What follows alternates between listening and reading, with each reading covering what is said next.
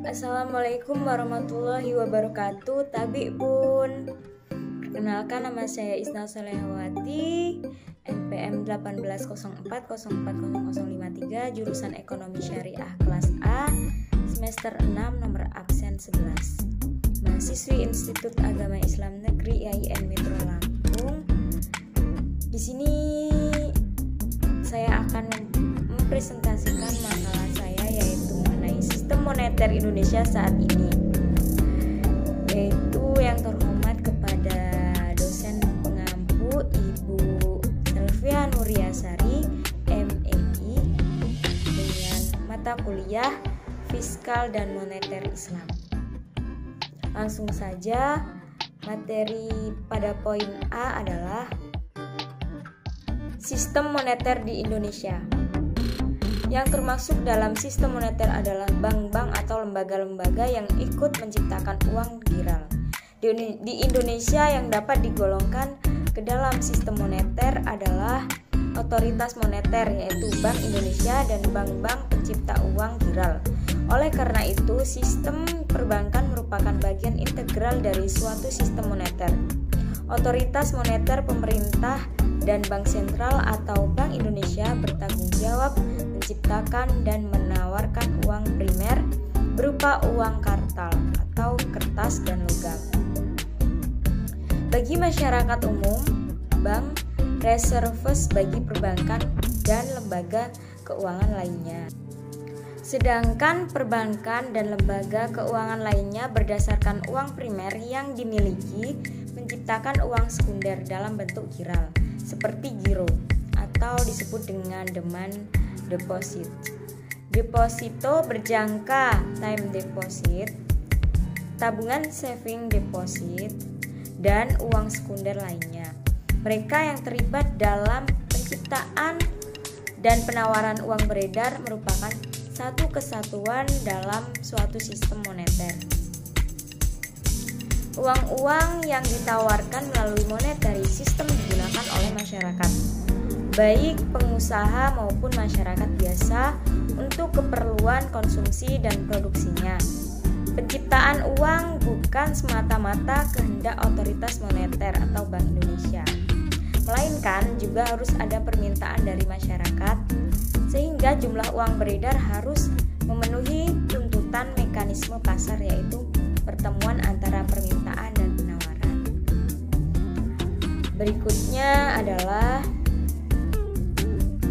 pada poin B, kerangka dasar kebijakan moneter di Indonesia.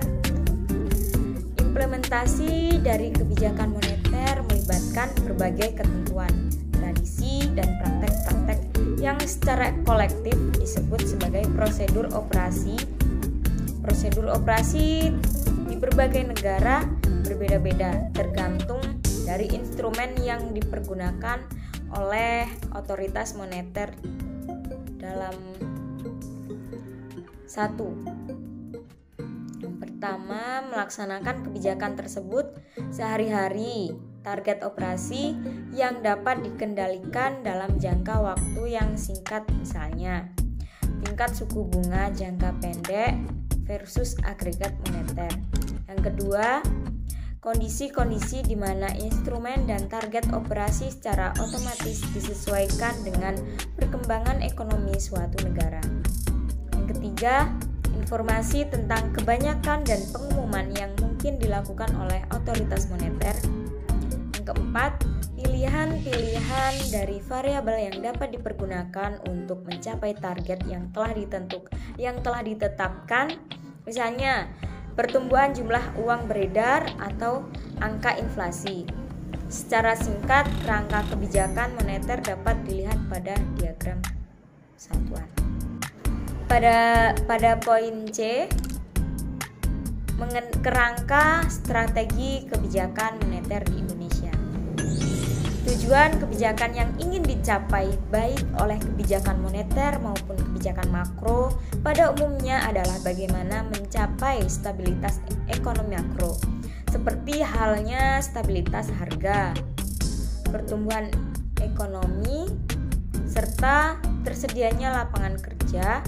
Semua sasaran tersebut sangat sulit dilaksanakan karena timbulnya trade-off antara variabel-variabel tersebut. Dalam rangka mencapai sasaran akhir kebijakan moneter, Bank Indonesia menerapkan kerangka kebijakan moneter melalui pengendalian suku bunga. Dicerminkan oleh penetapan suku bunga atau BI rate. Dalam tataran operasional, BI rate tercermin dari suku bunga pasar uang jangka pendek yang merupakan sasaran operasional kebijakan moneter. Sejak pada tanggal 9 Juni 2008, BI menggunakan suku bunga pasar uang antara bank PUAB atau PUAB 1 overnight sebagai sasaran operasional kebijakan moneter agar pergerakan suku bunga PUAB tidak terlalu melebar dari ancurnya BI rate.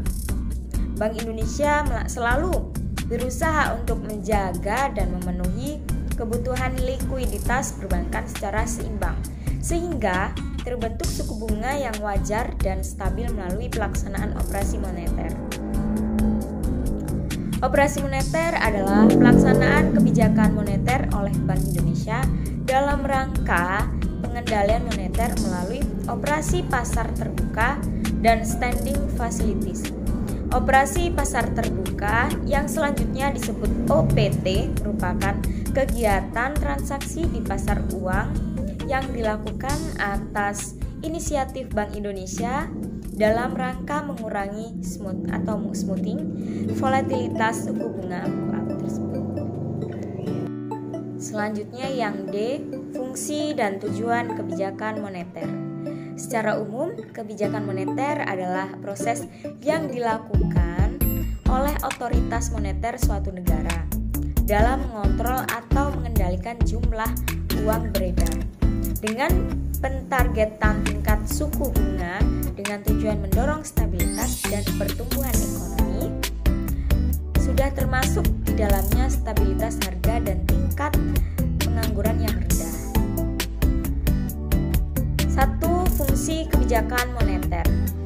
Dari pengertian kebijakan moneter adalah suatu kebijakan yang diambil oleh pemerintah atau bank sentral untuk menambah dan mengurangi jumlah uang yang beredar.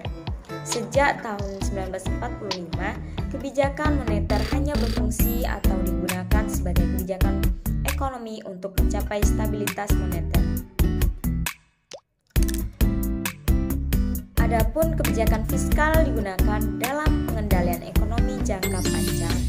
Namun pada saat ini, kebijakan moneter merupakan kebijakan utama yang dipergunakan untuk pengendalian ekonomi jangka pendek dan jangka panjang. Untuk mempengaruhi jumlah uang yang beredar, pemerintah dapat melakukan kebijakan uang ketat dan kebijakan uang longgar. Kedua adalah tujuan kebijakan moneter. Kebijakan moneter bertujuan untuk mencapai stabilitas ekonomi yang dapat diukur dengan A. Kesempatan kerja. Semakin besar gairah untuk berusaha, maka akan mengakibatkan peningkatan produksi. Peningkatan produksi ini akan diikuti dengan kebutuhan tenaga kerja.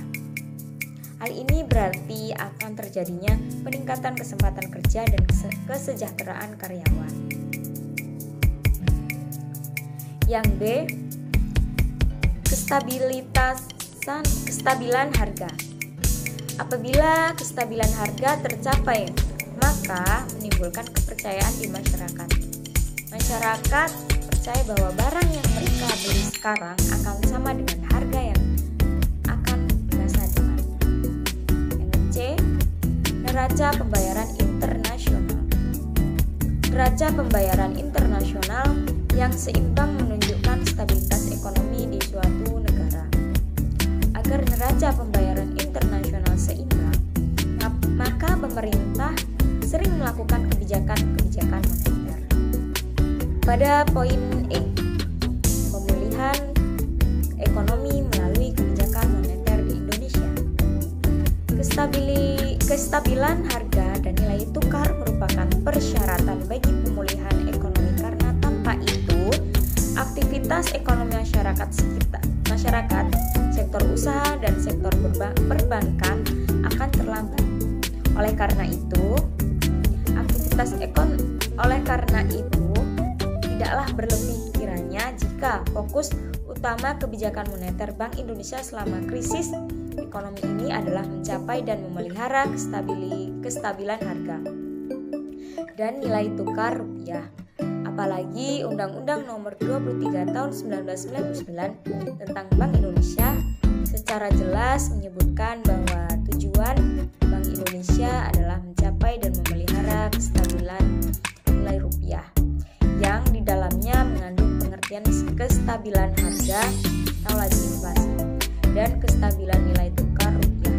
Dengan perkataan lain, sesuai dengan UU Nomor 23 Tahun 1999, sasaran kebijakan moneter Bank Indonesia hanya satu, single objektif, yaitu memelihara kestabilan nilai rupiah.